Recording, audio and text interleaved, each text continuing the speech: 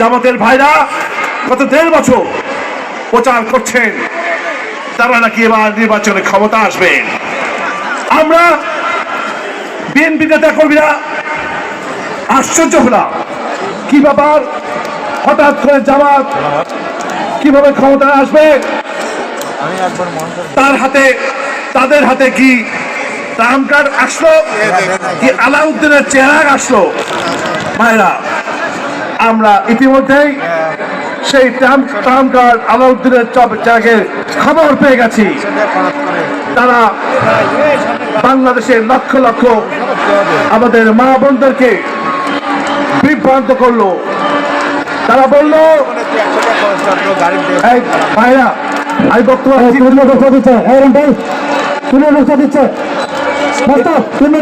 দিচ্ছে একটু, ভাই শুনতে হবে। ফাঁসি বন্ধ করো প্রিয় ভাইরা, ফাঁসি বন্ধ করো প্রিয় ভাইরা।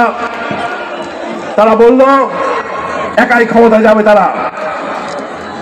তাদেরকে ভোট দিলে, জামাতকে ভোট দিলে নাকি জান্নাতে যাবে। সবাই নিচে নাউজুবিল্লাহ বলবেন না? প্রিয় ভাইরা, যুগে যুগে মহান আল্লাহ রাব্বুল আলামিন এই পৃথিবীর মানুষকে হেদায়েত করার জন্য, ইসলাম কায়েম করার জন্য বিভিন্ন সময় নবী রাসূল পাঠিয়েছেন। কাল কিয়ামতের ময়দানে শুধু আমাদের নবী বলবেন ইয়া উম্মতি উম্মত, আর সমস্ত নবী রাসূলরা বলবেন ইয়া নফসি ইয়া নফসি। কিন্তু একজন মানুষকে, একজন বান্দাদেরকে আমাদের নবী সহ কোন নবী রাসূল কাউকে বেহেশত দিতে পারবেন না, তাই না? তাহলে কোন নবী রাসূল কাউকে বেহেশত দিতে পারবে না। জামাতের ভাইরা তাদেরকে ভোট দিলে বেহেশত দেওয়া যাবে। পৃথিবীতে এত বড় ডাহা মিথ্যা কথা কি আর আছে? এই পৃথিবীর জন্ম থেকে কিয়ামত পর্যন্ত যত মিথ্যা কথা আছে, এত বড় মিথ্যা কথা নাই, তাই না ভাই? প্রিয় ভাইরা, ইতিমধ্যেই বাংলাদেশের মানুষ তাদের মিথ্যা কথা বুঝে গেছে। তাদের এই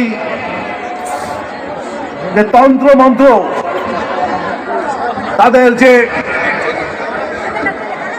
বেহেশত তন্ত্র, এটি তো আমরা বুঝে ফেলেছি, তাই না? তাই ইতিমধ্যে আপনাদেরকে সতর্ক থাকতে হবে। তারা ইতিমধ্যেই বিভিন্ন ষড়যন্ত্র করে কারচুপির আশ্রয় নিচ্ছে। গত 2 দিন আগে লক্ষ্মীপুরে জামাতের অফিসের মধ্যে ব্যালট পেপার পাওয়া গেছে, সিল পাওয়া গেছে। এটা কিসের লক্ষণ? ভাইরা, তারা ওই আপনাদের যে আগের যে বুদ্ধি, বেহেশত তন্ত্র বাদ দিয়ে চুরি তন্ত্রের মধ্যে গেছে নাকি? আপনারা গৃহস্থ ভাইরা, চোর আসবে চুপি চুপি, আপনাদের গৃহস্থদেরকে রাত থেকে পাহারা দিতে হবে।